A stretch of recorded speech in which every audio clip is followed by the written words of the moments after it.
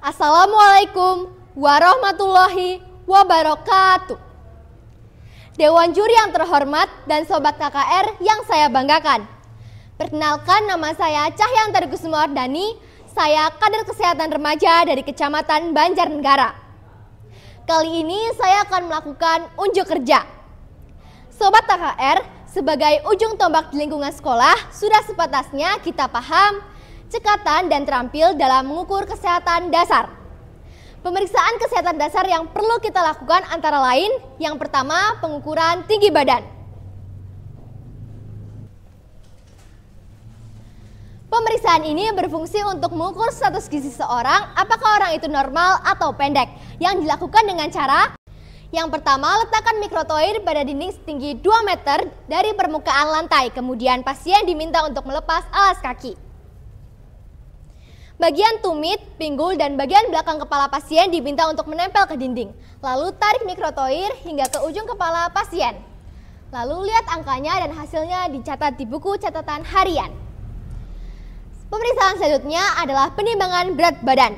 Pemeriksaan ini berfungsi untuk menentukan status gizi seseorang, apakah orang itu normal, kurus, atau gemuk. Yang dilakukan dengan cara yang pertama, pastikan timbangan berada di tempat yang datar. Kemudian pasien diminta untuk melepaskan alas kaki atau benda lain yang melekat seperti dompet, handphone, dan lain-lain. Kemudian pasien diminta untuk naik ke atas timbangan.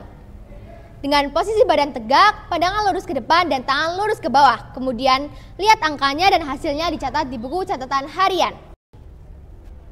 Pemeriksaan selanjutnya adalah pemeriksaan ketajaman mata menggunakan kartu Snellen atau Snellen card.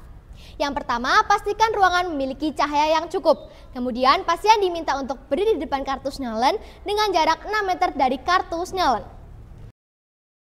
Pemeriksaan dilakukan secara bergantian antara mata kanan dan mata kiri, yang dilakukan dengan cara satu mata ditutup dengan satu tangan, kemudian mata yang satu digunakan untuk membaca kartu Snellen. Mari kita mulai pemeriksaan.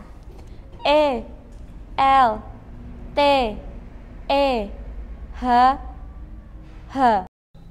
Dapat disimpulkan bahwa pasien memiliki ketajaman mata yang normal dengan versus 6/6. Pemeriksaan selanjutnya adalah pemeriksaan ketajaman pendengaran menggunakan garpu tala dengan teknik fiber test. Yang pertama, pegang ujung garpu tala, kemudian ketukkan ke tulang siku. Lalu tempelkan ujung garpu tala ke dahi pasien. Lalu tanyakan pasien mendengar atau tidak. Ya, terdengar jelas telinga kanan dan kiri. Jika pasien dapat mendengar suara getaran garpu tala pada telinga kanan dan telinga kiri, maka dapat disimpulkan bahwa pasien memiliki ketajaman pendengaran yang normal. Prinsip dasar pertolongan pertama orang pingsan adalah jangan panik. Kemudian pastikan 3A, aman diri, aman pasien, dan aman lingkungan. Aman diri, pastikan kita sudah menggunakan APD. Kemudian aman pasien, pastikan pasien berada di tempat yang datar. Kemudian aman lingkungan, pastikan pasien berada di tempat dengan sirkulasi udara yang cukup. Kemudian periksa respon pasien dengan look, feel, and listen. Look, lihat bagian pernafasan pasien apakah ada sumbatan atau tidak. Kemudian feel, rasakan denyut nadi pasien. Listen, dengarkan hembusan nafas pasien. Kemudian angkat kaki pasien setinggi 30 cm untuk mengembalikan oksigen ke otak. Bisa juga diganjal menggunakan bantal. Kemudian longgarkan pakaian pasien yang mengikat seperti sabuk, kancing baju, dan dasi. Kita bisa membangunkan pasien dengan menggoyangkan dada bagian tengah atau diberi wangi-wangian seperti minyak kayu putih. Dan dipanggil namanya seperti Mbak, bangun Mbak, bangun Mbak, Mbak, bangun Mbak. Hal yang perlu diwaspadai, apabila pasien muntah, segera miringkan kepala pasien untuk menghindari aspirasi. Jika pasien mengalami nyeri dada, wajah membiru atau jari-jari sianosis, segera call for help. Dan yang terakhir, apabila pasien sudah sadar, segera beri minuman manis dan hangat seperti teh manis untuk mengembalikan energi pasien.